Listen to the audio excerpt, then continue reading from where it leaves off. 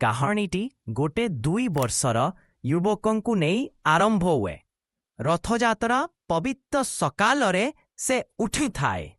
ମନୋକମ ଶାନ୍ତି, ରହସ୍ୟମୟ ନୀରବତା ଓ ଏକ ଅଜଣା ନୂଆ ଆରମ୍ଭର ଅନୁଭୂତି ନେଇ।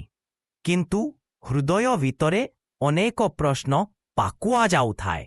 ଅସ୍ଥିରତା, ସନ୍ଦେହ, ଭୟ ଓ ଆଗାମୀ ପଥ ପ୍ରତି ଅଦୃଶ୍ୟ ଚିନ୍ତା। ସେ ନିଜକୁ ପଚାରେ, ମୁଁ ସଠିକ୍ ପଥେ ଅଛି କି? ଯେମାନେ ମୋ ସହ ସମୟ କରୁଛନ୍ତି ସେମାନେ ସତରେ ମୋତେ ବୁଝୁଛନ୍ତି? ଭବିଷ୍ୟତ ମୋ ପାଇଁ କ'ଣ ଲେଖି ରଖିଛି? ଏହି ପ୍ରଶ୍ନଗୁଡ଼ିକ ତାଙ୍କ ମନକୁ ଭାରୀ କରିଦେଉଛି। ସେ ଘର ବାହାରୁଛି। ରଥଯାତ୍ରା ଦିନରେ ପୁରୀର ରାସ୍ତାଗୁଡ଼ିକ କୋଳାହଳ, ଘଣ୍ଟି ଧ୍ୱନି, ଜୟ ଜଗନ୍ନାଥ ସ୍ୱର ଭରି ଯାଇଛି। କିନ୍ତୁ